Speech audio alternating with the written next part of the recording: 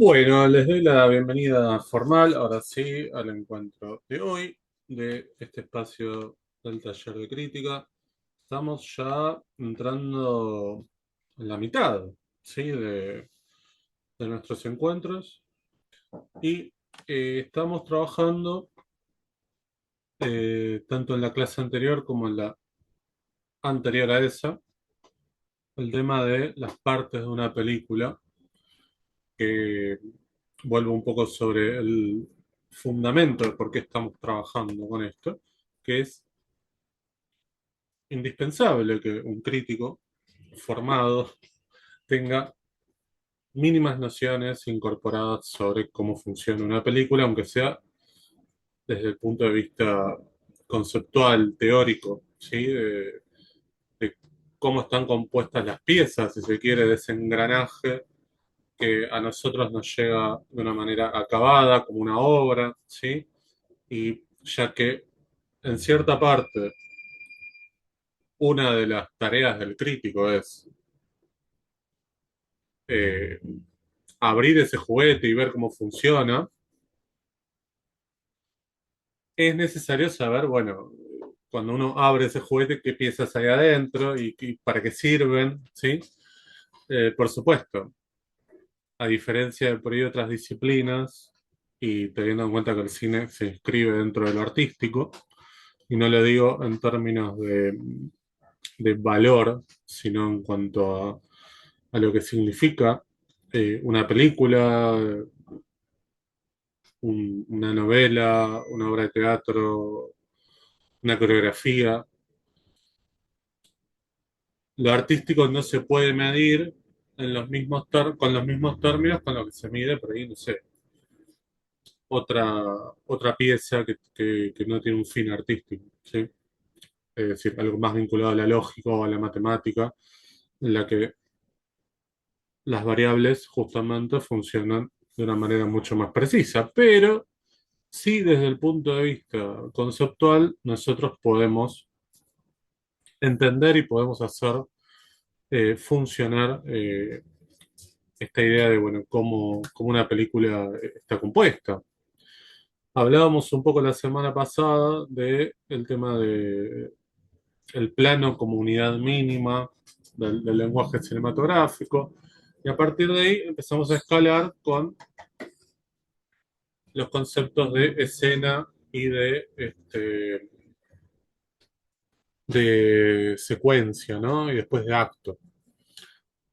Bueno, una de las cosas que habían quedado de la vez pasada, que les había mandado a ver, era un fragmento de una película argentina que se llama La larga noche de Francisco Santis, que a pesar de que estamos trabajando nosotros el tema de los actos desde lo convencional, es decir, una película que está compuesta por tres actos, ¿sí? Que es lo que en general encontramos en el cine, tanto en el cine comercial como en el cine que por ahí es periférico también, ¿eh? No tiene que ver solo con una lógica que adoptó Hollywood, ¿eh? No estamos hablando de eso nomás, digo, qué sé yo, hasta incluso Sin Aliento de Godard, por decir una película clásica de cine europeo. También tiene una estructura de tres actos. Digo, los 400 golpes también se puede acomodar a esa estructura. Después tenemos películas que escapan un poco a esa estructura. Creo que yo les había dado el ejemplo de Full Metal Jacket, eh, Nacido para Matar, la de Stanley Kubrick, que tiene dos actos, ¿sí? Por supuesto, el cine no inventó la idea de los tres actos. Como casi todo lo que el cine presenta, es algo que ya estaba en otro lenguaje, en otro formato, ¿sí? Es decir, lo que distingue al cine por sobre las demás artes es la reproducción de imágenes en movimiento, ¿sí? El concepto de montaje, que es lo que nos quedaba por ver, Eh, es lo que distingue al cine de otras artes, fundamentalmente. Sí, después, bueno, casi todo lo que compone una película viene ya digo, eh, esta idea de una historia, ¿sí? Una trama, una estructura narrativa ya viene de la literatura. Después, el concepto del teatro, de lo actoral, de personajes, de lo escénico, incluso viene del teatro. Eh, la iluminación viene de la fotografía, bueno, la música, la danza y así, ¿no?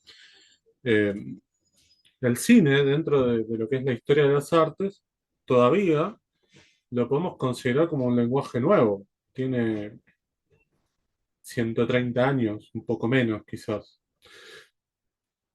Si lo consideramos desde el momento en que los hermanos Lumière aparecieron con el aparato llamado cinematógrafo, ¿sí?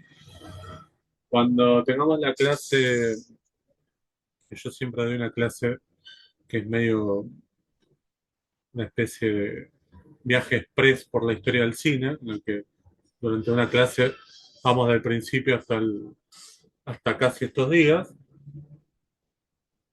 Yo por lo menos, a diferencia de quizás bueno, otros teóricos o gente que se dedica a dar historia del cine, a mí no me gusta empezar por los Lumière. Digo, para mí hay cine mucho antes de la aparición del cinematógrafo, porque sí, es verdad, ellos inventan el aparato que reproduce imágenes en movimiento, pero no inventan ni el lenguaje ni el concepto de lo que significa el cine, ¿sí? Viene de antes, digo, esta idea de contar historia a través de imágenes que se mueven, eh, está desde la prehistoria, ¿sí? Entonces, empezar a contarlo desde el momento en el que los hermanos Lumière mostraron ese corto, obreros saliendo de una fábrica, como si fuera el punto inicial del cine, no, sí, por supuesto, es el comienzo de lo que se acerca más a lo que hoy nos cruzamos en una plataforma o en una sala de cine, ¿sí? Esto de las imágenes que se mueven, sonido, música, pero no empieza con los hermanos Lumière, ¿sí? Para mí, por lo menos. Eh, bien, ¿algún comentario o duda que quieran hacer antes de que empecemos ahora sí, definitivamente con los temas de hoy?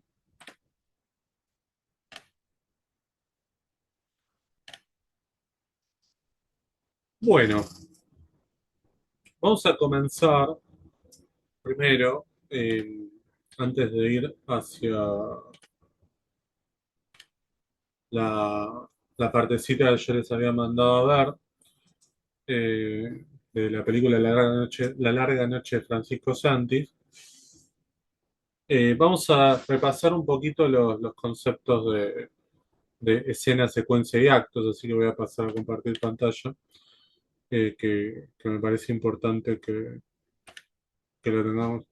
¿Dónde ubicaría? A ver, voy a la pregunta. ¿Dónde ubicaría el nacimiento del cine? Es difícil establecerlo en términos temporales y espaciales si nos lo ponemos a pensar desde lo que para mí es esto de, bueno, se cuentan historias con imágenes en movimiento desde, no sé, de tiempos inmemoriales. Yo me animaría a decir que eh, empieza desde el momento en el que nacen, no sé, que alguien dice, vamos a hacer sombras contra una pared con una luz que permite que haya un movimiento y que se cree una ilusión a través de esas pantomimas que se hacen, ¿no?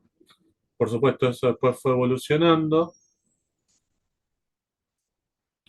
pasó después a hacer imágenes dibujadas, pasó, bueno, por supuesto también a cambiar este, la manera de cómo se reproduce, cómo se muestra algo iluminado y cómo se oculta algo que está en la oscuridad. Eh, claro, por eso digo lo que señalaba hace unos minutos, que el cine y el lenguaje cinematográfico, digo, el cine está desde lo que yo estoy planteando ahora, digo, de las sombras chinescas, desde esto de la linterna mágica, ¿sí? Y el lenguaje cinematográfico, un poco lo que creo que habíamos visto la semana pasada, o no me acuerdo bien si lo habíamos, o por lo menos nombrado, que empieza a aparecer cuando la noción de montaje se empieza a desarrollar. Es decir, cuando aparece Griffith, cuando aparecen los soviéticos, ¿sí? Eh, Eisenstein, y demás, digo. Eh, claro, la teoría de las cavernas de Platón se explica con imágenes, digo, con imágenes en movimiento. Por supuesto, es un relato oral que permite, digo, el foco el mito de la caverna de Platón está puesto en, bueno, en la moraleja, en lo que significa, pero claro, se explica con imágenes. Eh, Uno podría decir que la primera película de la historia del cine es el mito de la caverna de Platón. No, pero quiere decir, está la idea de querer transmitir una idea, un mensaje, en ese caso, una moraleja, o bueno, una fábula, lo que sea, a través de imágenes. Después eso, por supuesto, fue sofisticándose, ¿no? Y, por supuesto, acompañado del desarrollo de otras artes, el cine, bueno, cuando el cine se transforma en algo más parecido a lo que lo conocemos hoy, por supuesto, hay diferentes maneras de contar la misma historia, se apela al subtexto, se apela a las metáforas, se apela a un montón de cosas que permitan revestir aquello que se quiere transmitir de una manera un poco más sutil, de una manera más compleja. Eh, pero para mí es como muy injusto decir que el cine nace con los hermanos Lumière eh, inventando el cinematógrafo, ¿sí? De hecho, mucho antes de los Lumière había sistemas de imágenes en movimiento en el que se contaba una pequeña historia. Digo. Eh, yo no le estoy quitando mérito a, a lo que hicieron los Lumière porque, bueno, por supuesto, dieron pie a el comienzo de una era donde ahora tenemos películas que se parecen mucho a eso que fue obrero saliendo de una fábrica. Pero quiero decir que el concepto y el espíritu de contar una historia en imágenes en movimiento estaba mucho antes. Eso. Bien, paso ahora sí a compartir para que hagamos una especie de escenas del capítulo anterior con eh, escena, secuencia, acto y nos vamos a quedar en montaje.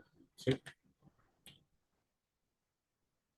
Montaje vamos a ver hoy los diferentes tipos de montaje que tenemos y vamos a ver un montón de ejemplos, ¿sí? Porque eso es lo que va a permitir que podamos tonificar lo, eh, lo teórico. ¿Bien? Bueno, paso entonces, esto que ya lo vimos la semana pasada, pero quiero un poquito refrescar, sobre todo en función de lo que ustedes tenían que ver para hoy, ¿sí? Que era ese fragmento de La larga noche de Francisco Santis. Entonces, bueno, ya habíamos visto planos, ya habíamos visto los tamaños de plano, y un poco a partir de cómo se pueden definir los tamaños de plano, uno puede empezar a elucubrar por qué cuando vemos en una película un primer plano, ¿sí?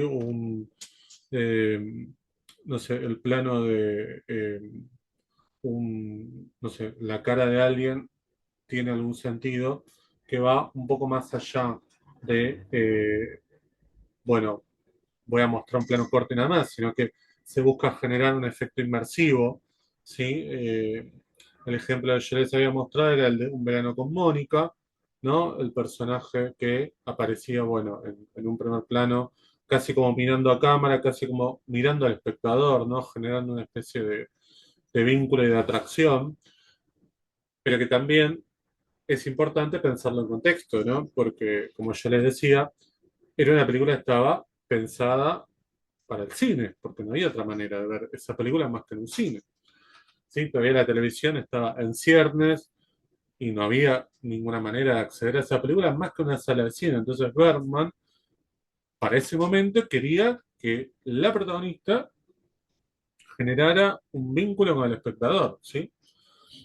Y después, bueno, como vimos en Sin Aliento y un montón de otras películas, bueno, Los 400 golpes también, utilizaban ese efecto del primer plano como un efecto que amplificaba más todavía el efecto inmersivo que uno tiene cuando va a ver una película, ¿sí? Eh, Hoy es más complicado. ¿Por qué? Porque hay un montón de vías de de vías de acceso a una película. Entonces, cuando un director por ahí piensa de la misma manera que Bergman, quizás lo tiene que pensar dos veces. No porque no tenga que aplicar el mismo recurso de, bueno, con este primer plano que va a ocupar toda la pantalla, voy a generar que el espectador se sienta como adentro de la experiencia. Digo, hoy hay más chances de que ese espectador llegue a esa película por streaming, bajando la película, mirándola a través del monitor de una computadora, que quizás llegando a una pantalla de cine. ¿Sí? Eh, Digo, es muy difícil que hoy se pueda lograr ese efecto eh, porque digo, hay una multiplicidad de accesos. De todos modos, hay ciertos directores que por supuesto siguen armando sus estrategias visuales más allá de estos cambios de accesibilidad, ¿sí?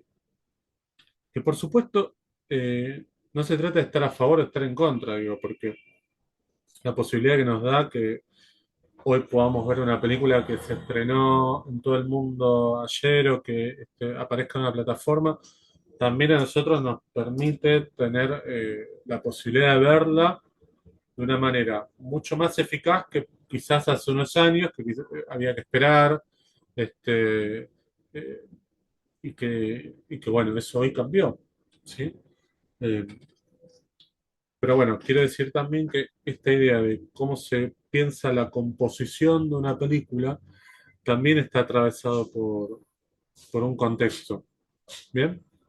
Bueno, entonces, si nos desplazamos hacia escena, la escena, como hablábamos la semana pasada, es un conjunto de planos que representan una acción o una situación, ¿sí?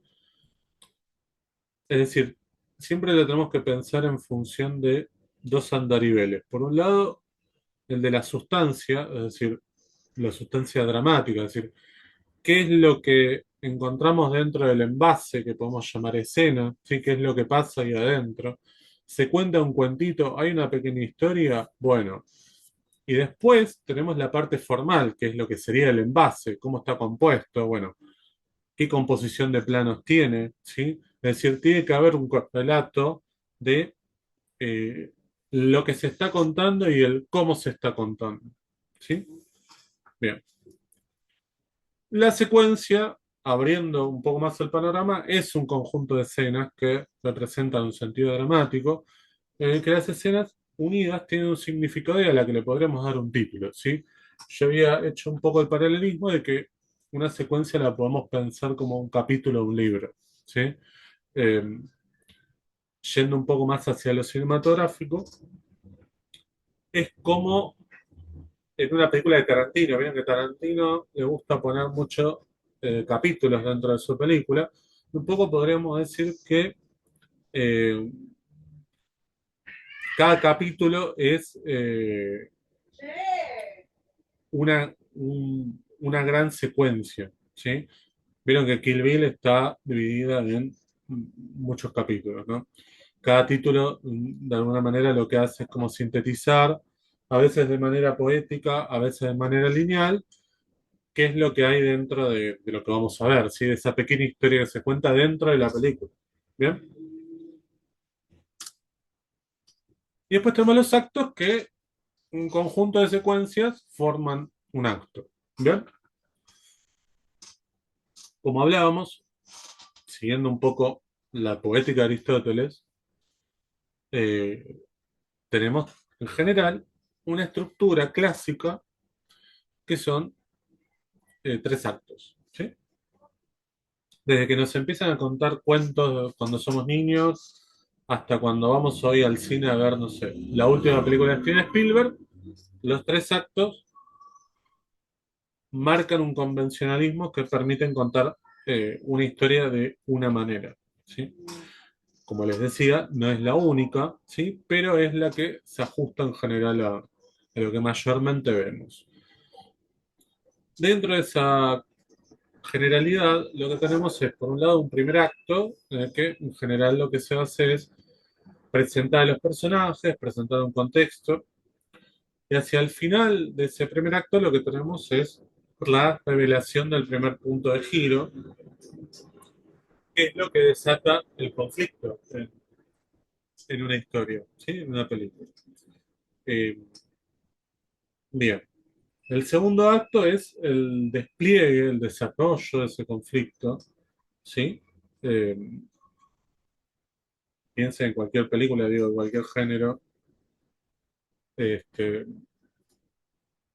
no sé, digo, desde una comedia romántica hasta una película de acción, va por este lado, ¿sí?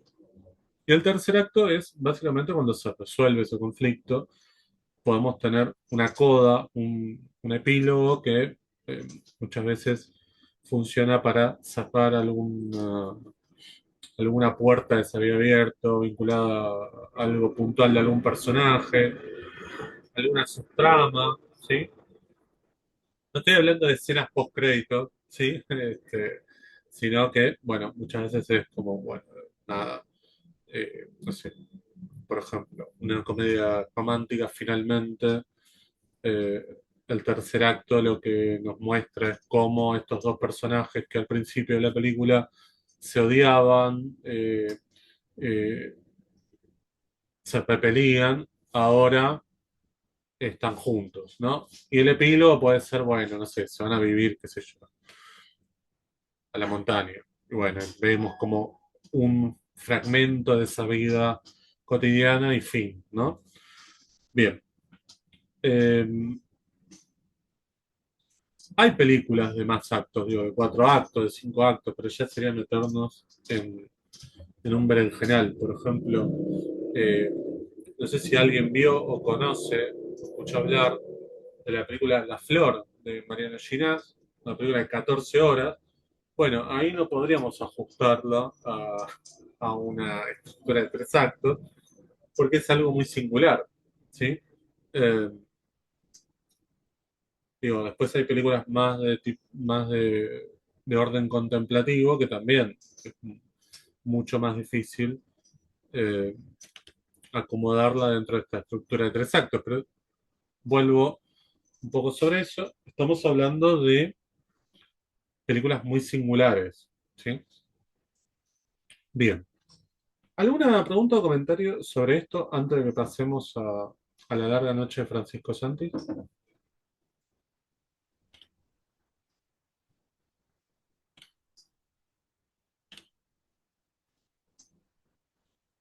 Bien.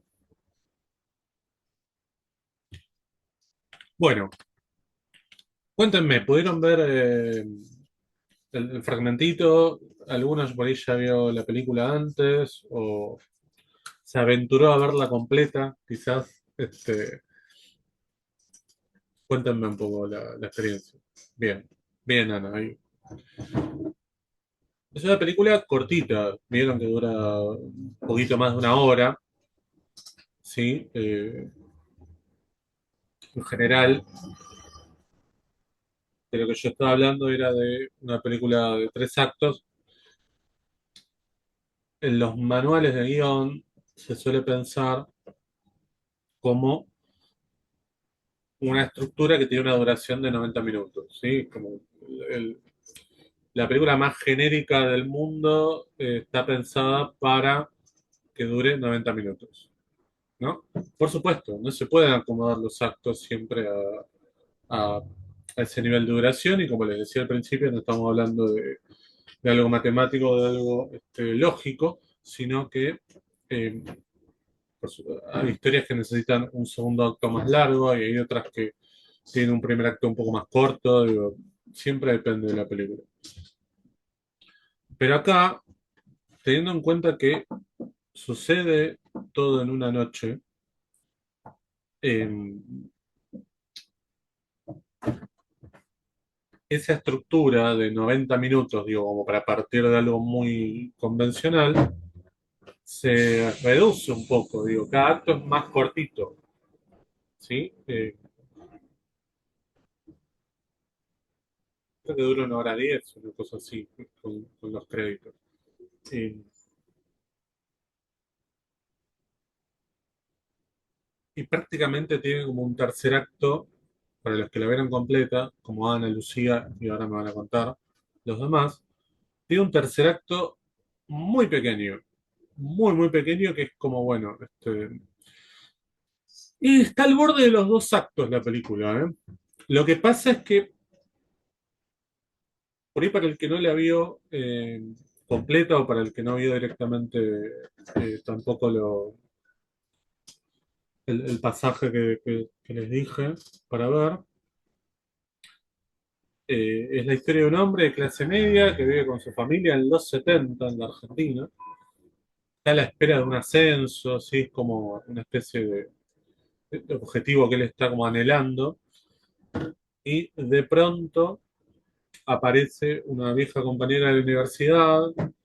eh, Él era como un militante, pero es como una vida que él dejó muy lejos. Digo, es medio como que se acomodó el sistema finalmente, porque, como les digo, tiene un trabajo, tiene 2 hijos, está casado, ¿sí? Pero hay algo de cierta variedad que aparece en él que dice, bueno, me voy a juntar con esta compañera que me está llamando por algo. Y lo que se pensaba que era en un principio, al final se termina dando un punto de giro, ¿sí? Ahí uno puede pensar que aparece el segundo acto de la película, ¿sí? Que es cuando esta ex compañera dice, mira, yo no te llamé por ningún poema ni nada, sino que yo estoy con no me acuerdo si es un teniente o qué, tengo el dato de que van a ir a secuestrar a 2 personas esta noche, y yo en el primero que pensé fue en vos. Entonces te paso, es como que le tira una especie de granada y que él tiene que resolver. Si es una bomba de tiempo, porque es algo que va a suceder esa misma noche, eh, y comienza para él una aventura de, bueno, ¿qué es lo que él hace con este gato? ¿Sí? La gran pregunta de la película es, ¿qué es lo que va a hacer este hombre, entre comillas, común, acomodado al sistema, dentro de un periodo de tremenda violencia, pero que a él no le afecta? ¿Por qué? Porque él es alguien que sigue ciertas reglas, ¿sí? Eh, ¿Qué es lo que va a hacer con ese dato? Entonces, todo el segundo acto, uno puede pensar que es, bueno, lo primero que se le viene a la cabeza es hacer lo que hicieron con él, pasarle ese dato a otro, ¿sí? Alguien que pueda accionar, no desde el punto de vista pragmático, sino también de yo no me quiero meter en esto, ¿sí? Es un poco eso. Y el pasaje que yo les mostré es medio como, de alguna forma, la resolución de, bueno, eh, cómo este hombre se da cuenta de que todo depende de él. No le va a poder pasar ese dato a nadie, ¿sí? Y lo que sucede muchas veces con ciertas películas, y esto también aparece mucho en los manuales de guión, que es que un personaje aparece en un punto, ¿sí? Es medio como el camino del héroe, de Joseph Campbell. Que tiene como, si alguien por ahí lo leyó, tiene diferentes pasos, ¿no? La llamada del héroe, la negativa a la llamada, después, bueno, finalmente accede, empieza el camino. En general, un personaje siempre hace como un círculo, ¿no? Empieza en un punto A, va B, C, D, y vuelve a, ¿sí? Hace un camino que lo deposita en el mismo punto de partida, pero transformado. Esa es la gracia, digo. de- Pueden pensarlo para diferentes películas. No estoy diciendo que siempre suceda esto, pero lo interesante es que el personaje hacia el final de la historia que a nosotros nos presenta esté cambiado de alguna u otra forma, ya sea porque le pasaron acontecimientos en el medio, porque vivió una serie de situaciones, ¿sí? O porque él descubrió algo, ¿sí? Y acá, para mí, en la este, película La Gran Noche de Francisco Santi, el personaje hace todo un arco de transformación donde finalmente se da cuenta de que el que tiene que resolver esto es él. ¿Sí? Perdón, todo esto largo, le doy la palabra a, perdón, KB sería hoy. Perdón, hoy estoy con la compu, Agustín. ¿Cómo, Agustín, cómo ¿cómo anda? estás? Sí, a mí me pareció muy interesante la peli. No, no sé por qué se me había escapado del radar. Se ve que es en esos años que creo que ganó la Fisi la peli, me parece, Creo que sí, ¿no? Sí, sí, bueno, se me había escapado y me pareció muy interesante. Y me parece que justamente no es algo formal, digamos, donde está bien definido todo. Porque, eh, por ejemplo, para mí es esa secuencia que vos nos mandaste. eh, Podría ser el primer punto de giro, pero en realidad uno dice, el equilibrio se rompe cuando la compañera va y le dice el dato.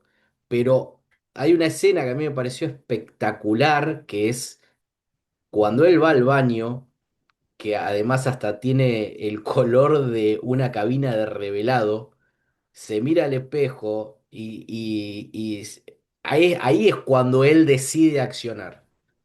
Entonces, podemos también decir que a partir de ahí es donde sale, sale el interior del bar y le sí, dice, chau, voy a hacer lo que tengo que hacer.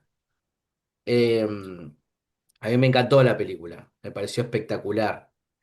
Y creo que tiene tres actos porque uno, si bien el clima que uno está buscando es que vaya a ayudar, uno se da cuenta en el taxi que él ya no va a volver a ser igual, ¿no?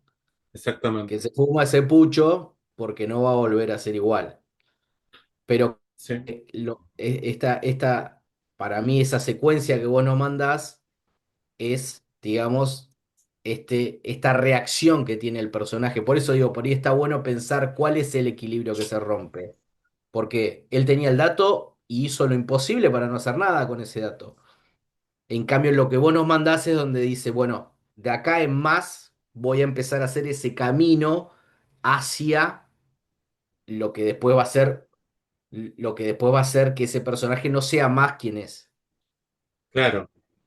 Claro, claro, claro, sí, sí, hay una transformación en el personaje claramente después de tener la charla con este amigo en el billar y en el bar, que bueno, el amigo tiene como una posición mucho más transparente sobre eh, bueno, este gobierno está haciendo lo que hay que hacer, había que limpiar un montón de gente, bueno, como que él está disfrutando un poco de esas mieles de cierta clase media de esa época, mientras que el personaje de Francisco Santis también tiene una vida de clase media, convencional, como decía, casado, dos hijos, un trabajo en blanco, trabajo de oficina, es decir, como que está bien acomodado, pero claro, hay algo un poco de esas, de, que uno puede pensar como ciertas cenizas de una época que están dentro de él, que están activadas a partir de la aparición de esta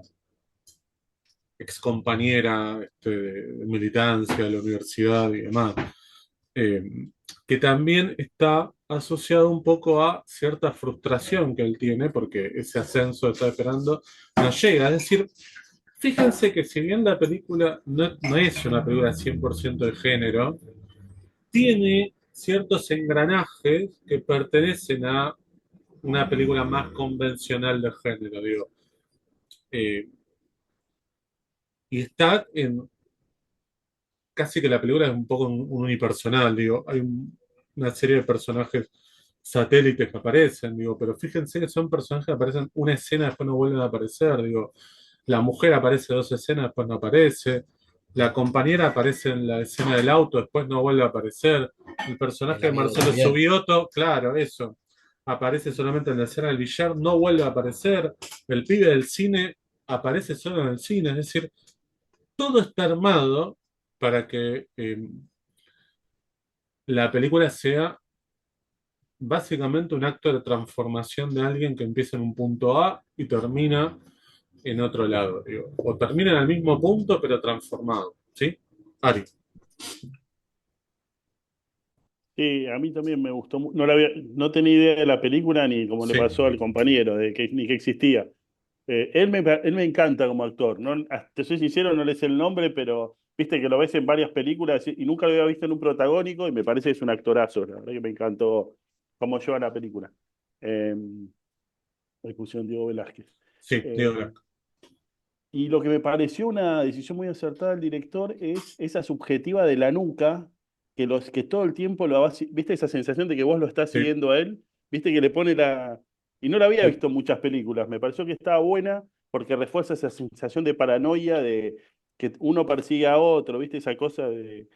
Eso, lo fuera de foco, hay muchas escenas que él está, se lo ve y atrás está todo fuera de foco, por ejemplo, en el colectivo, cuando está esperando la parada de colectivo, Sí. juega mucho con eso y la iluminación, viste que se juega mucho con escenas muy oscuras y momentos claves Ujú. donde, como decía el compañero, la del baño con ese color rojo, o sea, juega mucho con pero para hacer que avance la historia, ¿no? Y estas cosas generar el clímax, me parece que está buena para analizarla porque a diferencia, viste, como joden siempre, que en Polka se ve todo, o sea, a diferencia de esas cosas de ficción, Claro, que todo el tiempo está todo iluminado, se juega muy bien con eso, los claros y oscuros, que me parece que ayudan un montón. Y después pensando en las escenas, por ejemplo, cuando juegan el billar, si te fijas, en ningún momento muestran el paño, me parece que eso refuerza que lo que importa es lo que están hablando ellos y no lo que están haciendo, viste, que están jugando el billar y todo el tiempo son primeros planos de los dos sí. hablando. Y lo de cigarrillo también me parece que está bueno porque una de las primeras escenas, la mujer fuma y él le dice, me molesta el humo, ¿por qué fumás acá delante mío? Como que es un problema y de repente fíjate que al final termina fumando y disfrutando del tabaco, digo, como que hasta en pequeñas cosas Sí, te marca que es un hombre al principio y otro hombre al final, con pequeñas cositas, digamos, que podés ir siguiendo de... Y lo del tercer acto, lo que pasa uno espera, como una película convencional, que pase algo, que lo salve, que no lo salve, digamos. Al terminar tocando un timbre, claro. eh, es como que es un tercer acto medio raro porque no hay un cierre de la historia. O sea, el cierre sí, llegó y se animó. Y aparte, ojo, él llega a un momento donde se acaba la calle, llega a un lugar, viste, que está al lado del río. O sea, podría haberse dicho, no, esto es Sí, un sí, quilombo, sí, yo sí. me vuelvo a mi casa. Y hay una decisión férrea de ir hasta el final, porque también ahí él se podría haber vuelto y que ya vaya y toque el timbre es un montón, digamos, como que decís vos, Sí, demuestra que claro. el tipo no va a ser el mismo. Y también sentí como que la mujer un poco lo ningunea y lo, le baja el precio, parecía un momento al principio, ¿viste? Cuando él dice, no, porque yo escribí un poema y la mujer le dice, ¿vos escribiste un poema?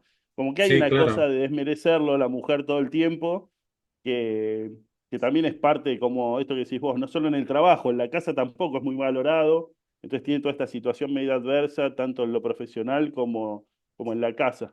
Pero sí, la verdad que me encantó la película, estaba muy buena. Em,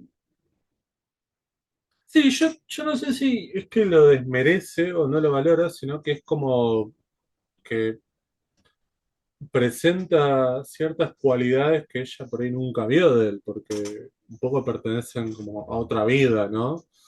Digo, él es como el típico hombre eh, de clase media, que tiene dos hijos, que va a trabajar a la mañana, como decía, tiene un trabajo de oficina, tiene un jefe, es decir, es como muy, casi como una especie de estructura universal, digo, esto es como se le podría trasladar a una película de Estados Unidos, una película de Francia, digo, da lo mismo, digo, es como muy, muy universal eso. Entonces, cuando aparece esto, quiebra de muchas maneras la estructura que estaba. Por eso es muy importante para mí, y no está de más, que el tipo esté esperando un ascenso que no llega y que hay como una cosa medio de esa vida que se le frustra, ¿no? Más allá de que está cómodo, que, no sé, eh, digo, tiene familia, tiene un auto, no sé qué, pero es un tipo que como que necesita algo Gris. más, ¿no? Claro, es un tipo medio gris, claro, exacto. Él quizás, digo, es algo que estaba como hibernando dentro de él y cuando aparece alguien y le dice, che, mirá, un poema que vos escribiste. Por eso también es interesante que, que al tipo lo movilice un poco cierta vanidad, ¿no? Esto de, bueno, alguien me llamó por algo, por algo que yo creé hace mucho tiempo, no sé. Em, Perdón, José, y lo sí, último es, viste que en un momento también cuando hablan del chico, del hijo de la vecina que estaba como metido en política, por decirlo de alguna manera, viste, el que va a ver al cine él, viste que ella, la mujer le dice, no se te va a ocurrir traerlo a vivir a casa. Y al final él le dice al chico, che, si no tenés dónde parar, venite a casa. Digo, como que también ahí ya empieza a haber un gesto de rebelión sí. frente a la mujer y empieza a ver estas primeras características donde él se va transformando y va diciendo cosas distintas a lo que por ahí hubiera hecho en otro momento, digamos, ¿no? Bueno, eso también es interesante porque tiene que haber una fuerza en oposición.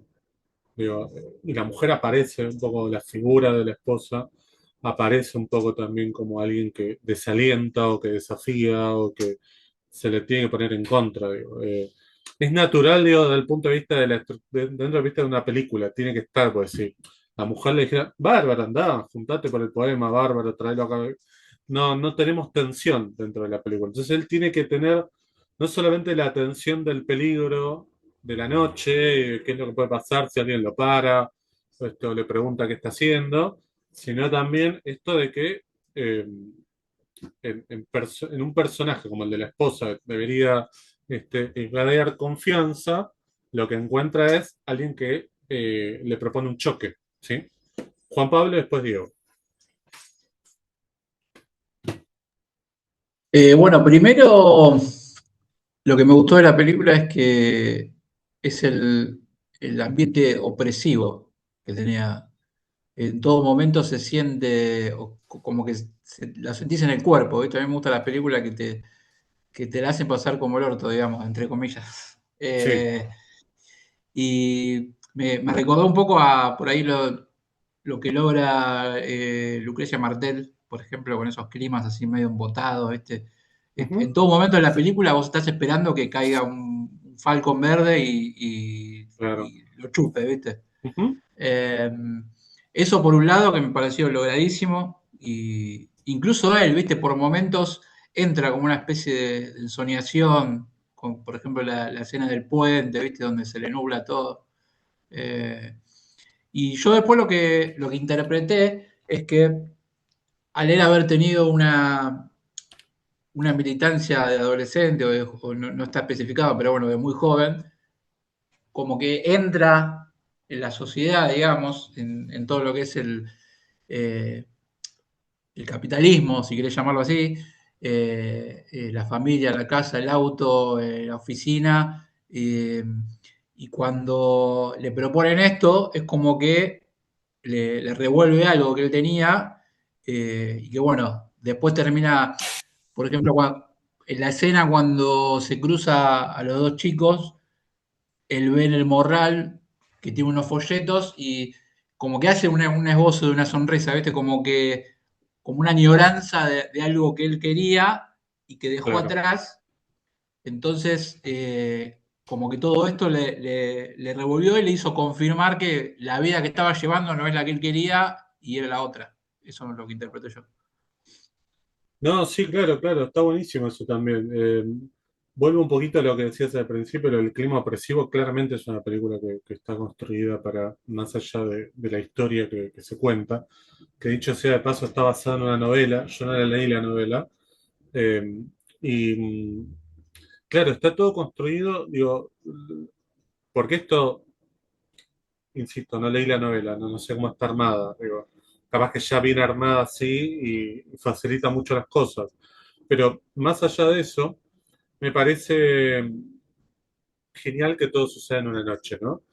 Vieron que tienen algo, ciertas películas de, bueno, todo esto sucede en un compendio de horas Me para recordó por cierto tipo. momentos a After Hours Claro, iba de a decir Scorsese, eso, ¿viste? exacto.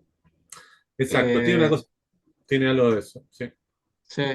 Y después, bueno, no me fijé, no investigué, pero me da mucha vibra de que estuvo filmada en Avellaneda, porque creo que reconocí los siete puentes ahí Ah, puede en la calle ser. Diente, por ahí, por esa zona, el Riachuelo.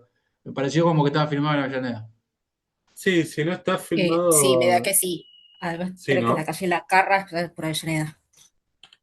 Ah, pero esa no está por Mataderos, me parece, No, más sí, sí, por sí. zona, o, No, va, no hay sé. una La Carra en Avellaneda. Ah, perdón. Hay varias No, La sí, o Carra. sea, yo soy de acá Ah, Avellaneda, listo.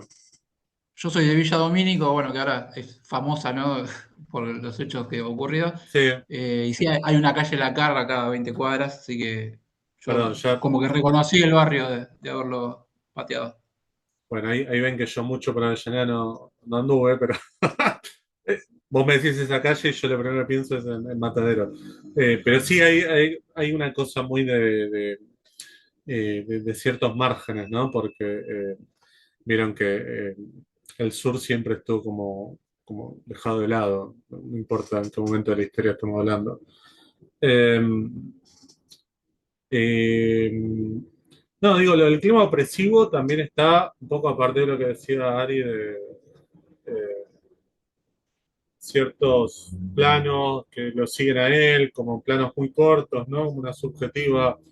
eh, Eso que es muy plano cine argentino también, ¿eh? El plano nunca que sigue, este, es algo que está. Eh, Después, creo bueno, me parece muy bien eso lo de después de hora o After Hours de Scorsese. Fíjense como una es una comedia, este es un drama o una película de suspenso, digo, y, y funciona esa idea de estructurar todo en una historia que suceda solo en unas horas. Siempre depende del tono, digo, porque la de después de hora es medio como, bueno, una serie de situaciones que salen mal y se va generando una especie de bola de nieve de un personaje que no puede volver a su casa, ¿sí? Que empezó con una idea de, bueno, voy a tener una noche espectacular, conocí una chica y de pronto es, me quiero volver a mi casa y no tengo un mango para volverme. Pero claro, desde el punto de vista de cómo está contado desde nuestro lugar, son situaciones que se presentan como angustiantes para el personaje, pero para nosotros es comedia. Digo, acá no, acá estamos como dentro de una especie de burbuja que no sabes en qué momento va a explotar. Y digo esto nomás y te dejo, digo, que eh, hay algo también de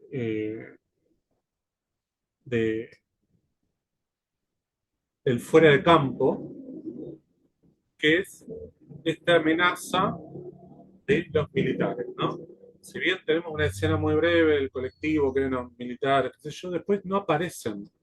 Pero sin embargo está la sensación de que es algo que puede estar esperándolo a la vuelta de la esquina. Digo, está ese miedo, está esa cosa latente, que la película nunca lo enuncia de manera lineal y de manera tan explícita, pero uno, más allá que porque vive acá y conoce la historia y alguna vez escuchó, digo, lo que dijeron ahí Falcon Verde y demás, eh, no deja de ser algo que está fuera de campo, ¿sí?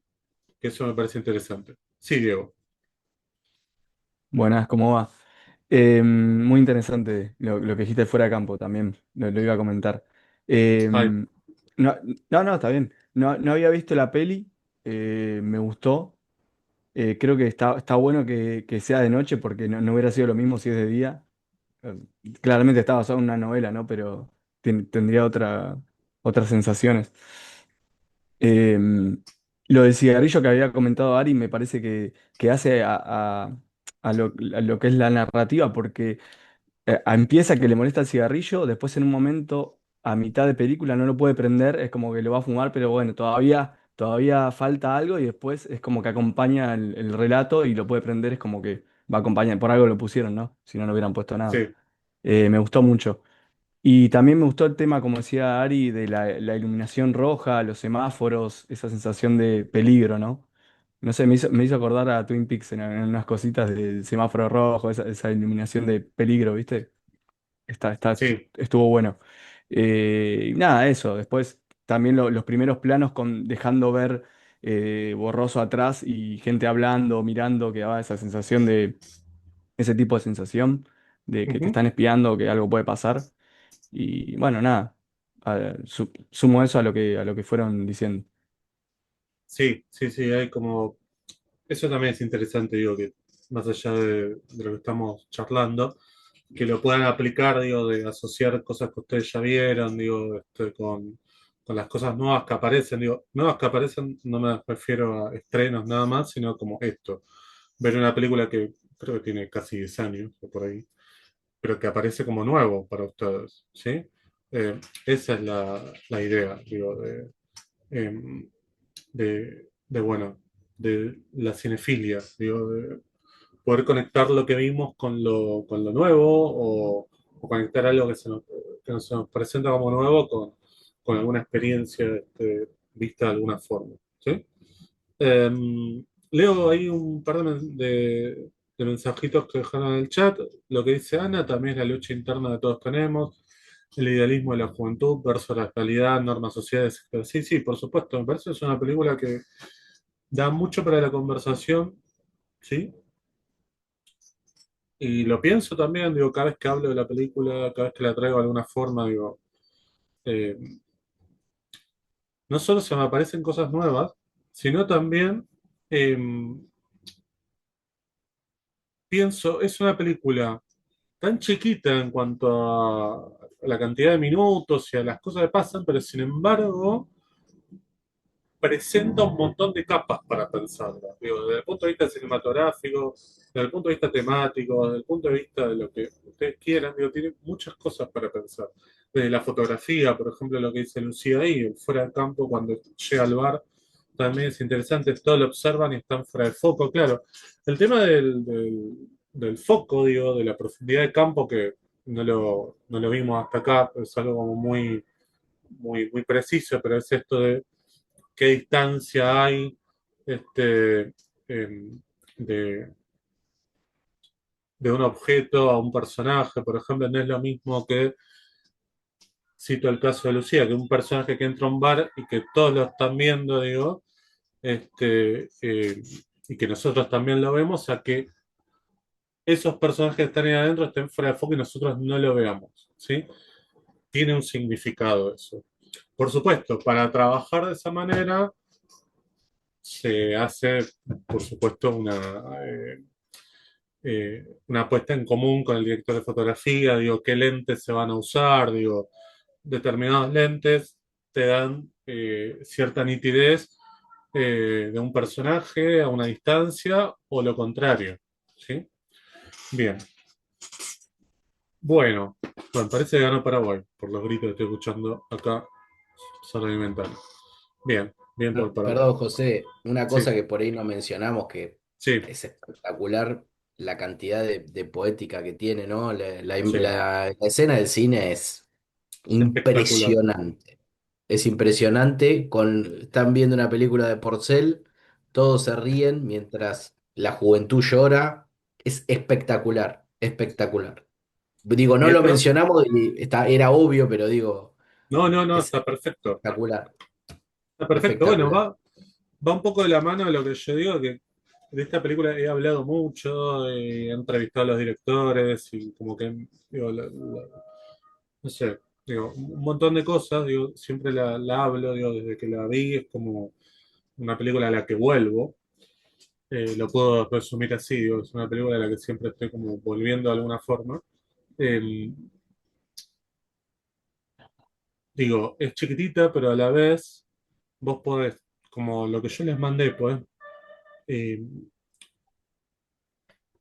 descubrir un montón de cosas porque solo esa escena, lo que vos decís, por supuesto, tiene eso, pero además tiene una tensión que se va estirando, que se va estirando. Hay también algo que es muy propio de un montón de películas de personajes que están yendo a una sala de cine a mirar una película, y esta idea de la luz sobre la cara también de ellos. eh, Incrementa aún más esa tensión, digo.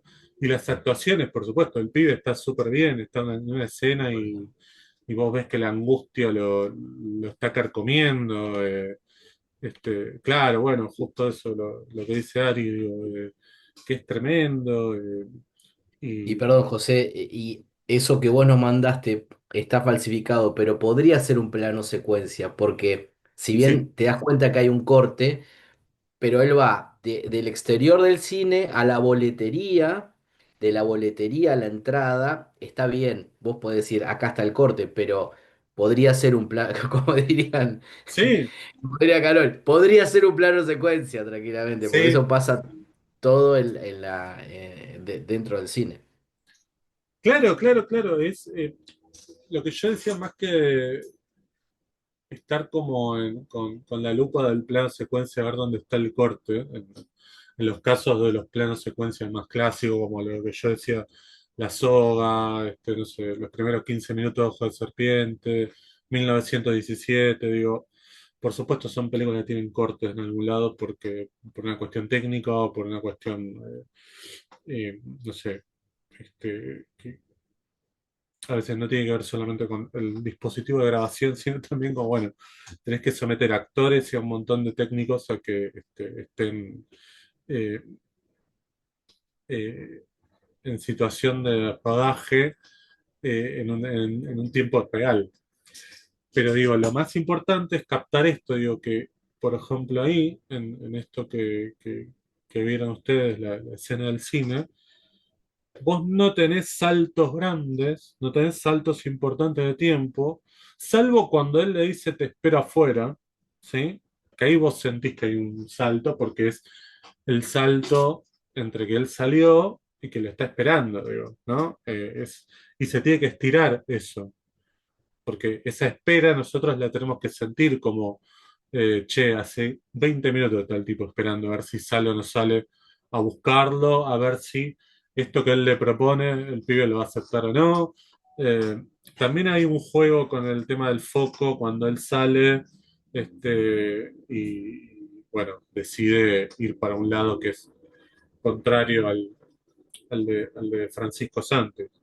Eh, pero bueno, un poco volviendo a esto que estábamos viendo de escena secuencia, lo que les mandé claramente es una secuencia, ¿sí? Uno puede entender que comienza una secuencia, un poco lo traigo a partir de lo que decía Agustín, de, bueno, este tipo sale del baño, no quiere saber nada con el amigo y toma una decisión de accionar, ¿no? Uno puede pensar que acá empieza un capítulo de la película. Una primera escena es la escena en la que él va, toca el timbre, pide por este pibe, no está, y se queda esperándolo, ¿no? Como oculto. Esa es como toda una escena, digo. Eh, Toda la escena de ir a buscarlo y esperarlo. Eh, Después tenemos la escena en la que él lo sigue, ¿sí?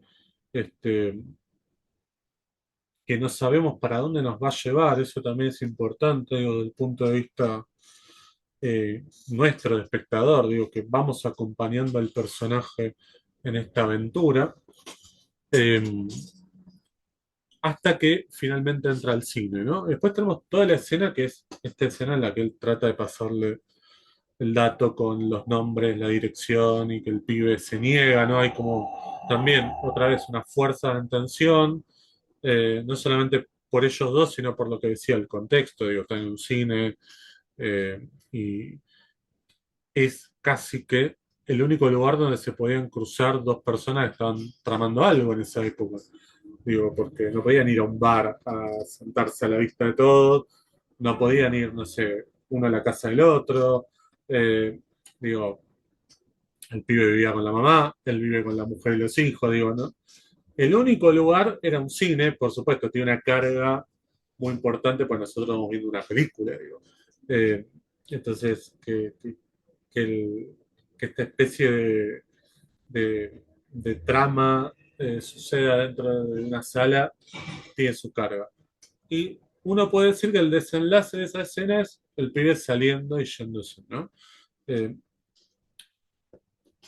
en esas tres escenas tenemos una secuencia que está determinada por la acción y por en el final, cómo termina esa acción, ¿sí? En, en qué derivó esa acción que él decidió tomar. Entonces uno puede pensar ahí que tiene una secuencia, digo, con tres escenas bien delimitadas, o más o menos bien delimitadas, en donde pasan una serie de cosas, ¿no? Donde uno puede contar un cuentito dentro de esa secuencia. Eh, Incluso dentro de cada escena también puede contar un muy pequeño cuentito, digo, porque hay una o dos situaciones, ¿no? Eh, Bien. Y para mí, ahí en esa discusión, si es una película de dos actos, tres actos, para mí son tres actos, porque en ese final, en esa transformación, en esto de que él se toma el colectivo y se baja y va a ver y demás, ya no importa tanto si va a encontrar a estas personas o no, sino es más bien qué es lo que le pasó a él con esto, ¿no? Lo que ya hablamos un poco de la transformación que el personaje atraviesa, más que, bueno, pero lo salvó o no lo salvó. Digo, es casi anecdótico si lo salvó o no lo salvó. Eh, Esto, por supuesto, generó alguna cosa medio, no digo polémica porque no llegó a tanto, pero eh, esta idea que a veces surge de, bueno, pero no tiene final la película, tiene un final abierto.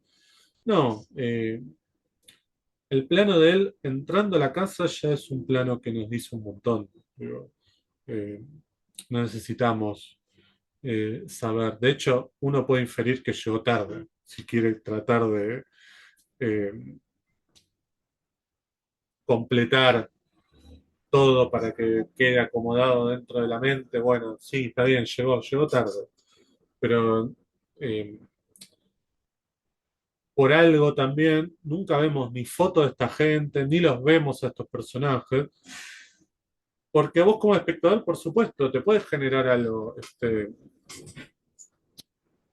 bueno, pero a ver, que llegue, que lo salve o que alguien se ocupe, pero después te importa poco, porque nunca los viste, no sabes quiénes son, no es un familiar de él, digo, no, es decir, hay algo muy triste también, que uno lo puede asociar a la temática de la película, son desaparecidos, ¿sí? Eh, y claro, como dice Agustín ahí, ya no es más un hombre gris, por el simple hecho de haber tomado partido, por haberse, eh, por lo menos haber hecho el intento, digo, de no ser alguien más, digo, por supuesto, eh, no eran épocas muy fáciles, digo, pero eh, qué sé yo, digo, me parece que la película es eh, una película diferente en cuanto a otras que hablan sobre el proceso, ¿no? Eh, yo insisto, no leí la novela, por ahí si alguien la leyó y quizás tiene otro final, o muchas veces se hacen esos cambios dentro de lo que es una transposición, ¿no? El pasaje de una obra de un lenguaje a otro, ¿no? Hay cosas que se pierden, cosas que se ganan, entre comillas, ¿no? Pero creo que tiene la estructura de que todo sucede en una noche, pero después cosas más vinculadas a, a si es el mismo final o no, ya ahí no lo sé. Eh, bueno, me importaba que tuvieran un ejemplo como para pensar esto de, bueno, cómo podemos ubicar una secuencia dentro de una película, la importancia que tiene eso, digo, más que el hecho de estar pescando o detectando eh, cuando tenemos una secuencia o cuando tenemos una escena, ¿no? Eh, Bien, ¿alguien más por ahí le quedó algo que quiera señalar? de la película o de la película vinculada a lo que estuvimos trabajando.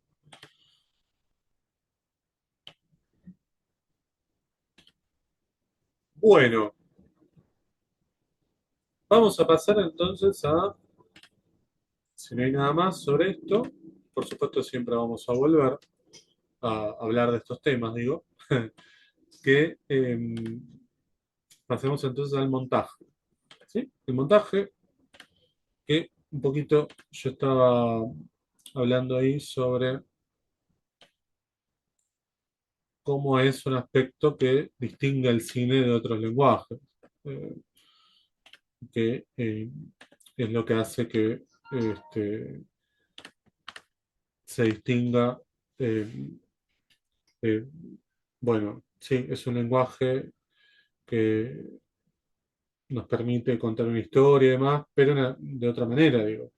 Por eso yo hablaba, no me acuerdo si la semana pasada o la anterior, digo, la elipsis, un poco vinculado a esto del plano secuencia, digo, estos saltos temporales, cortar tiempos muertos y demás. No estoy diciendo el invento del cine, digo, que la literatura también salta tiempos muertos, el teatro también lo hace, pero en el cine, a partir del montaje, se puede hacer de diferentes maneras. Eh, a veces de una manera mucho más evidente, a veces de una manera más opaca. Eh, bien, vamos a definir primero qué es el montaje, ¿sí? Como para que tengan una definición. El montaje lo podemos definir como el armado de las imágenes en progresión, es decir, cómo se pegan unos planos con otros para darle un sentido, ¿sí? Ya sea a una escena, a una secuencia. Eh, hay diferentes tipos de montaje. Voy a compartir pantalla para que veamos estos dos tipos de montaje y vamos a ver también algunos ejemplos. Bien, vamos entonces.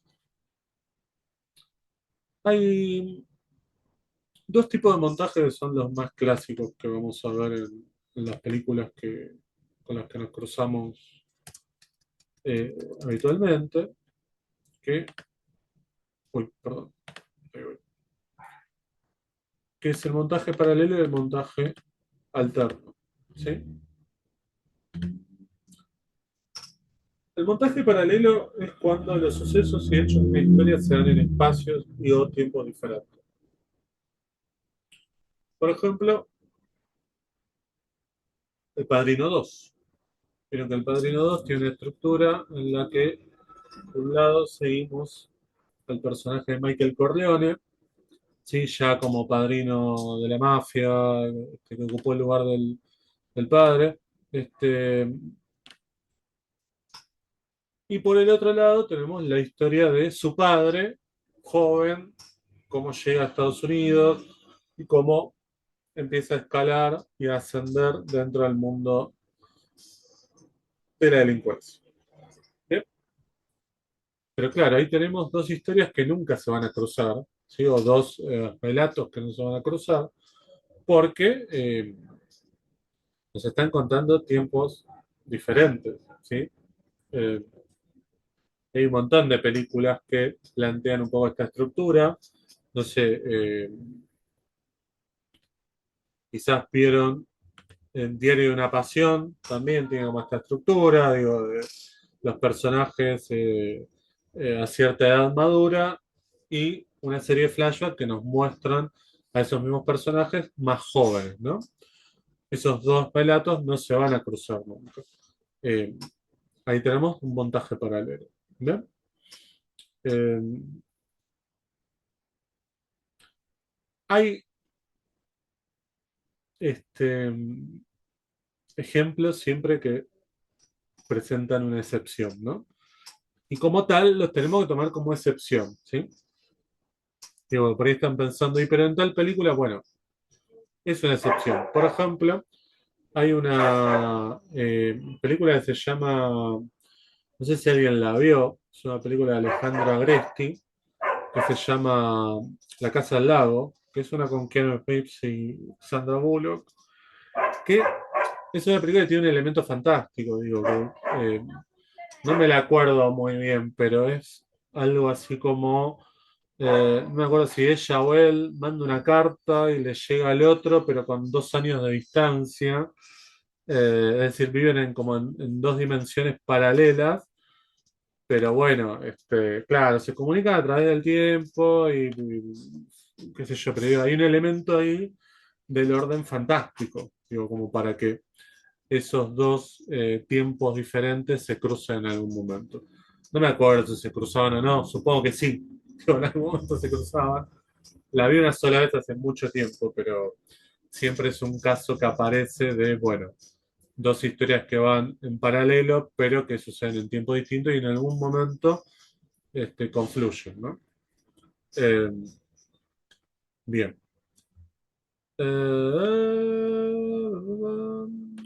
Claro, era una película muy del cable, ¿no? Acá se estrenó y todo, pero bueno, eh, qué sé yo. Bien. Creo que era una remake de una película coreana, incluso, no era una película 100% original, pero bueno, datos. Vamos con montaje alterno. Es el otro tipo de montaje característico que encontramos en las películas, cuando los sucesos y hechos de una historia se dan en un mismo espacio-tiempo, pero se presentan de forma turnada, ¿sí? Es decir, por ejemplo, el caso de Fuego contra Fuego o Hit de Michael Mann. Por un lado, tenemos la historia del personaje del Pacino y por otro lado, tenemos la historia del personaje de Robert De Niro. ¿Sí? Sucede en el mismo tiempo, en el mismo espacio. El espacio, si quieren, lo podemos considerar la ciudad de Los Ángeles, ¿no? Pero se nos va alternando una historia con otra, ¿no? Tenemos por un lado todo lo del personaje de Pacino, por otro lado tenemos todo lo del personaje de Niro con sus subtramas, con los personajes satélites que rodean a cada uno, digo, pero de manera alternada, ¿no? Otro caso es el de, en general pasa con lo que se llaman las películas corales. Eh, claro, La Matanza del Padrino uno, ¿sí? Eh, Al final, toda esa cosa medio operística, sí, es un montaje alterno porque tenemos por un lado, si se quiere, la historia matriz, que es el bautismo, y después ahí vamos pasando a cómo lo matan a diferentes personajes que vimos a lo largo de la película, pero que este, para, para la nueva administración, digamos, de Michael Corleone, este, eh, son una amenaza, ¿no? Este, eh, y vemos de manera alternada cómo se los van asesinando, ¿eh? Pero ese es en un momento de la película. Después otro caso que en general decía tenemos es el de las películas corales. Las películas corales son esas películas en las que no tenemos un protagonista, sino que tenemos diferentes personajes que van tomando la posta y que van tomando la posta del punto de vista, digamos. Por ejemplo, Magnolia, de Paul Thomas Anderson. ¿Sí? Ahí tenemos un montaje alterno, porque tenemos por un lado la historia del personaje de Tom Cruise. Al mismo tiempo tenemos la historia del personaje de Julianne Moore. Después tenemos la historia del personaje de William H. Macy, digo, y así, ¿no? Y vamos pasando de una a otra, de una a otra, ¿no? Ahí tenemos un montaje alterno porque todo sucede en un mismo espacio, vuelvo, una gran ciudad, y en el mismo tiempo, ¿sí? Ahí tenemos un montaje alterno porque, eh, como dice ahí, de forma turnada, se nos van presentando las historias, ¿sí? Pero esos son los dos tipos de montaje en general que encontramos, ¿sí? En las películas que vemos habitualmente. Eh, por supuesto, hay un sentido por qué se presenta de esta manera, digo, como les señalaba, en el caso de las películas corales, yo no tengo un protagonista, ¿sí? Y eh, los puntos de vista son como si estuvieran fragmentados. Ese montaje alterno, por supuesto, casi que se da de una manera natural, ¿sí? En, en el caso que decían ahí del padrino, de el bautismo, digo, que además tiene toda una carga, por supuesto, eh, de subtexto, ¿no? Porque eh, justo el padrino, ¿no? El padrino del hijo de la hermana, es decir, de su sobrino, pero a la vez lo que está sucediendo es que en ese acto, en esa ceremonia también, él está asumiendo el papel de padrino de la mafia. ¿Sí? Hay una cosa también interesante, y por más que parezca como medio evidente, pero está armada en ese sentido. Digo. Eh, y además hay algo que se juega con el tiempo, es decir, con el tiempo suspendido, porque yo tengo esto que se está dando, digo, el bautismo, ¿sí? Eh, y fíjense, si se acuerdan, cuando pasamos a las muertes, seguimos teniendo el relato en off del cura, en latín, ¿sí? Eso también nos da una pauta de que esto está sucediendo al mismo tiempo, digo. Ni después ni antes, ¿sí? Por eso el trabajo sonoro también juega un papel narrativo, digo, más allá de que muchas veces, y bueno, la vida es así un poco, me podría decir, pero el sonido en el cine mayormente está pensado para que se escuchen los diálogos, para que se escuche la música, para que se escuchen los efectos de sonido, digo. Eh, y cuando el sonido se destaca, muchas veces se destaca por algo que falta o por algo que está mal, en general. Digo, pero el sonido es tan importante, eh, digo, no es que quiero estar acá como contándole los trucos de un mago, pero cuando nosotros vemos una película y escuchamos el ruido de unas llaves, en general no es el ruido de unas llaves que estamos viendo en plano. Esas llaves están incorporadas en postproducción por diferentes motivos, porque por ahí en rodaje el sonido de las llaves no entraba bien porque el micrófono, porque no se podía tener, por ejemplo, sonido directo, entonces el sonido de esas llaves que tintinean lo tenemos que poner después. Eh, o porque hay una búsqueda de que el sonido de las llaves esté amplificado, entonces necesito trabajarlo eh, con, con total control en postproducción, ¿sí? Pero claro, uno ve la película, ve un plano de unas llaves que se mueven y lo escucha y dice, ah, bueno, asocia la imagen con lo que está escuchando, ¿sí? Hay como una cosa de atracción natural, ¿sí? Ahora, si yo veo unas llaves que se mueven y no escucho nada, me va a saltar, es decir, ¿cómo? ¿No? Eh, o una puerta que se cierra, ¿no? Y nosotros no escuchamos el sonido, va a saltar. En cambio, si lo escuchamos, seguimos viendo la película como si nada, ¿sí?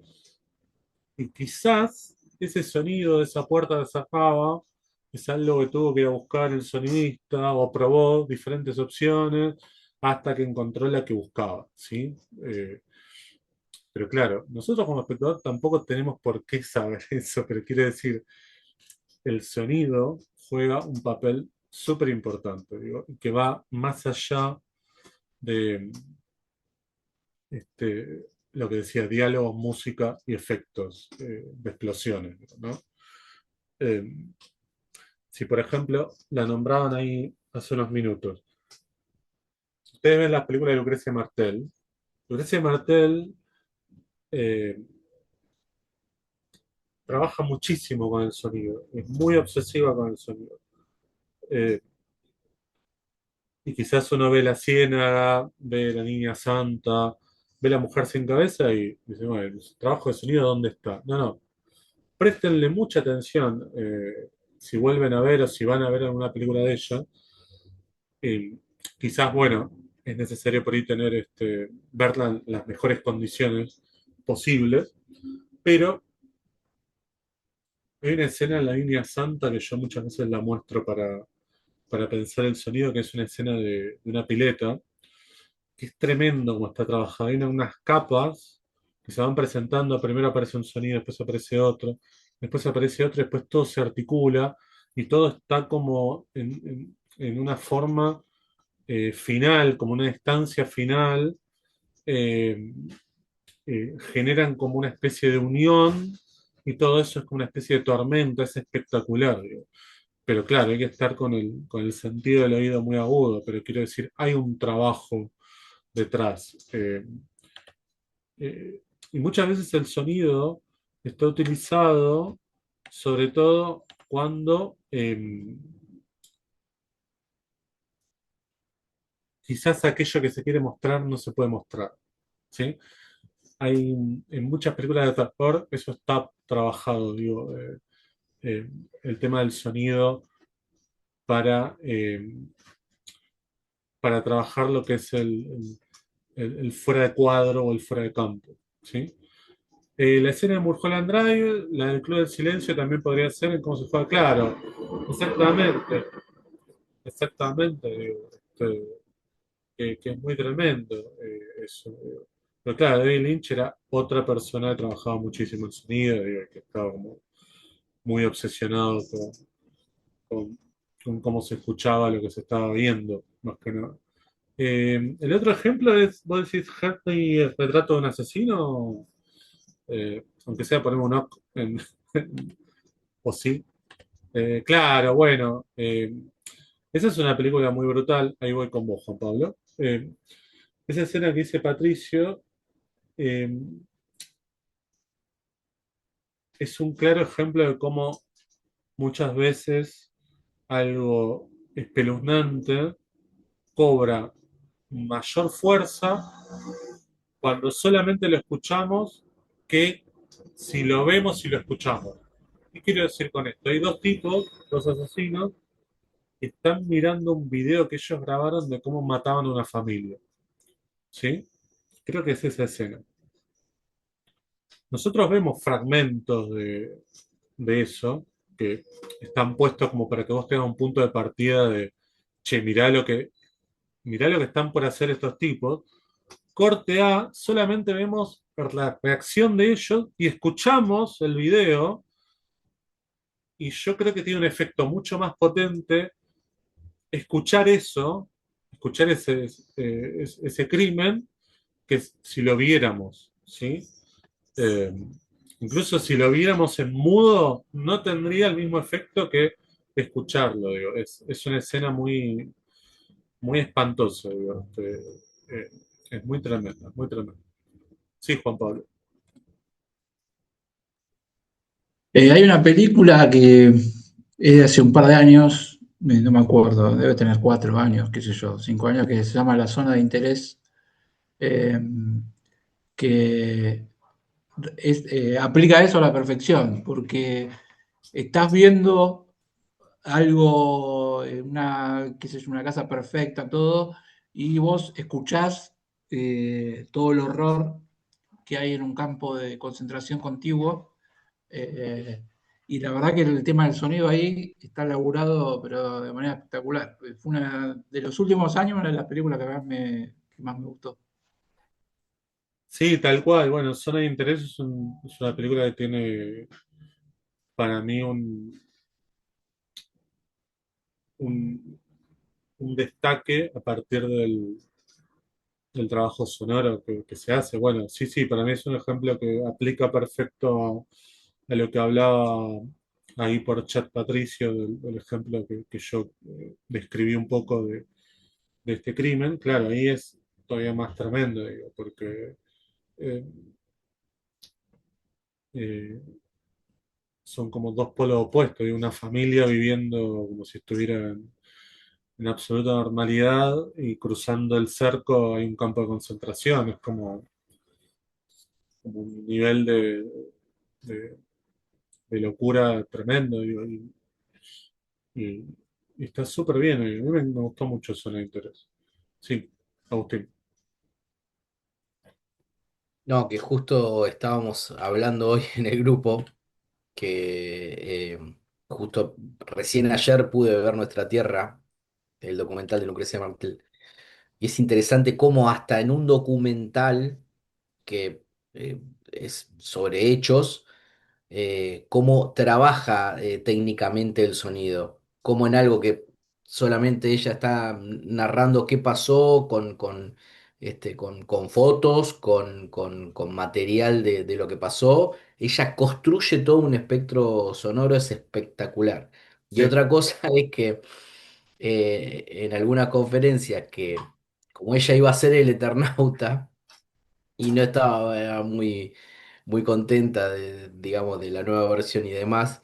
Habla mucho sobre el sonido y en algunos comentarios dice, no se escucha la nieve. Es espectacular, pero sí, es muy interesante ver cómo trabaja el sonido Martel. sí, sí, sí, a mí Perdón, pues, me quería fascina. agregar algo Sí, justo ahí que decían de Martel.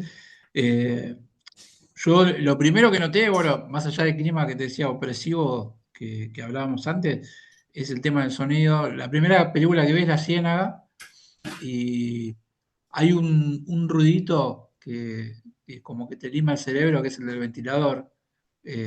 Con el calor que hace ahí, vos sentís la humedad y el ruidito ese del turbo dando vueltas es como que te taladra la cabeza y creo que no es casual.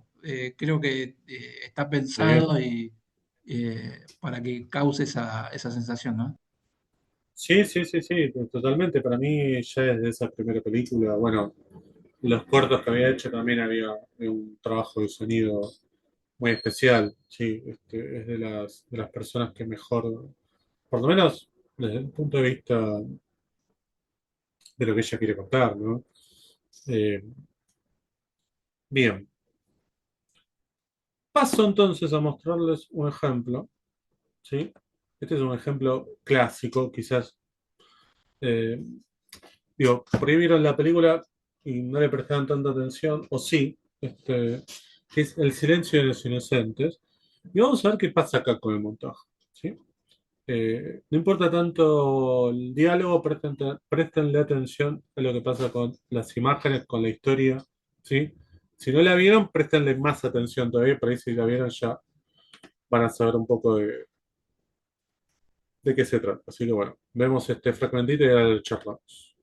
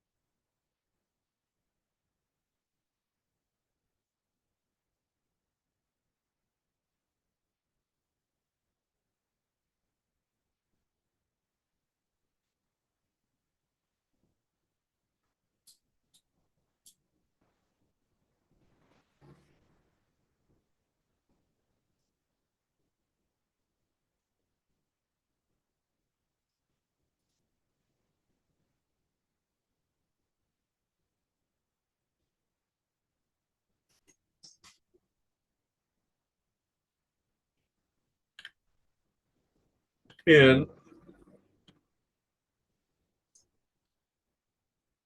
ya lo habían visto. Me imagino que más de uno por ahí la vio El silencio de los inocentes.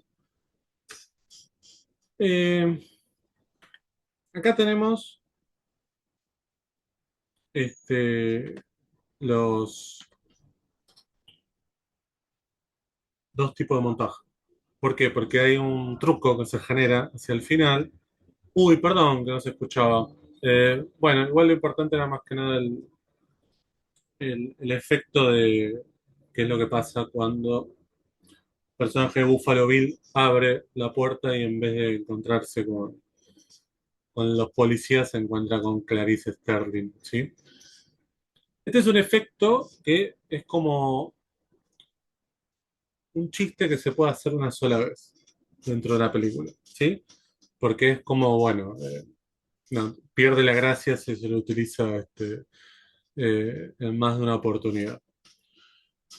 ¿Qué es lo que sucede? El efecto que se genera es un efecto que se genera para el espectador, claramente, ¿sí? Está como, de alguna manera, desnudada la idea de, bueno, esto es una película. ¿Por qué? Porque lo que se nos presenta es primero la situación de este hombre que es un asesino serial, que tiene preso una chica. eh, Hay un conflicto entre ellos ahí adentro, hay como una ventaja que toma la secuestrada, ¿no? Hay como algo bastante interesante que tiene que ver con esta víctima que está en una situación completamente vulnerable. eh, Encuentra una ventaja que quizás le pueda dar la chance de sobrevivir. Y como si eso fuera poco para este asesino serial, alguien le toca el timbre. ¿Qué es lo que tenemos al mismo tiempo? Tenemos a este equipo de policía, este SWAT, que está por entrar, ¿sí? Entonces hay una tensión que se genera, ¿sí? Eh, y esto se da gracias al montaje, ¿sí? Vamos y venimos y además se va incrementando la tensión. Vieron que lo que hablábamos de los tamaños de plano y la importancia que tiene. Ya lo vimos al personaje tocar el timbre. Pero fíjense que la segunda vez que toca el timbre le vemos a través de un plano detalle, o sea, el plano del dedo y el timbre. Corte A, el efecto que genera la acción del timbre en un plano igual de corto y un plano igual de detalle, que es lo que podríamos decir el contraplano de la tocada del timbre, que es el timbre sonando en la casa, ¿sí? Eso nos da todavía más fuerza a la idea de, esto está sucediendo al mismo tiempo en el mismo lugar, ¿sí? Es como un plano y un contraplano. Y cuando finalmente abre la puerta y vemos que del otro lado no está el pibe con el uniforme y el paquete, sino que lo que vemos es el personaje de Clarice Sterling, cambia completamente la situación. Es decir, no es un montaje canchero para decirte, mirá cómo te sorprendí, sino que lo que nos termina contando, yo lo corté justo, pero cuando entra el jefe del operativo, que es el jefe de Clarice Starling, lo que dice es Clarice. ¿Por qué? Porque sabe que donde ellos deberían estar es donde está Clarice, ¿sí? Y la que está ahora vulnerable y sola frente al peligro es Clarice, que además, eh, ya vieron la película, supongo la mayoría, eh, ni siquiera es un agente 100%, es alguien que estaba entrenándose, entonces está frente a un delincuente más peligroso de todos, alguien que ni siquiera salió de la academia, ¿sí? Eso me parece como espectacular lo que se puede desprender, digo, más allá de la construcción formal de cómo está hecho el montaje, ¿no? Digo, por eso yo decía, la definición de montaje es pegar un plano con otro para dar un sentido. Digo, el sentido que se busca dar con este montaje es esto, es decir, cómo queda el personaje, la protagonista, frente a esto que se dio, ¿sí? Más allá de que como espectadores, eh, cuando vemos esto por primera vez lo disfrutamos un montón, porque es como, uy, no. ¿no? Y es un poco casi, me animaría a decir, el clímax de la película. Después ella entra y si bien no sabe quién es este tipo, hasta que entra y ve un par de cosas, que es la típica situación de alguien que, de un policía además, que se encuentra de manera accidental con aquel que está buscando sin saber quién es, pero por una serie de señas, de, de datos, descubre que está frente a ese que está buscando. eh, y, y bueno, y tiene que un poco disimular la situación, ¿no? Pero eh, es un ejemplo que siempre se da, digo, en clase de montaje, porque tiene como un efecto muy particular, eh, que me animaría a decir que no es algo que solo se podía usar una sola vez en esta película, sino que es como algo que se puede usar solamente una vez. Como que una película de este tipo, si lo volviera a hacer, todo el mundo diría, ah, como en El silencio de los inocentes. ¿Sí?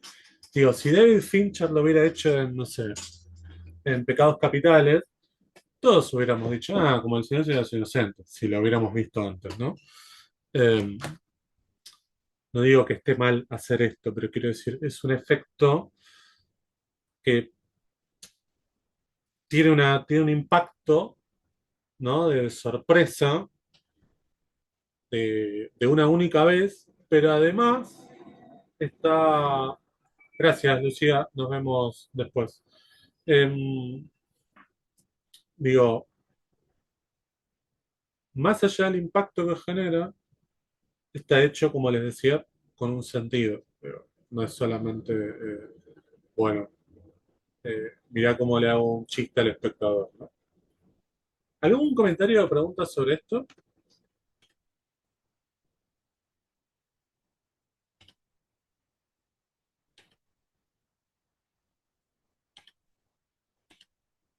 Bien, vamos a ver otro ejemplo para seguir trabajando sobre montaje. Claro, se generaría una especie de fórmula de cliché, ¿no? De esto de, bueno, que en películas de asesinos seriales o en películas de suspenso, policiales o lo que sea, tengamos eh, este tipo eh, de resolución que no generarían más que nada como un impacto, una cosa de efecto que, que se pierde, digo. Eh, de todos modos, me parece como algo que es maravilloso, digo, en una película. Bueno, a ver, les voy a mostrar un ejemplo muy vertiginoso, una película que se llama Good Time, y vamos a ver acá cómo funciona también la idea del montaje, eh, y lo charlamos. Esperen que tarda un poquito en aparecer.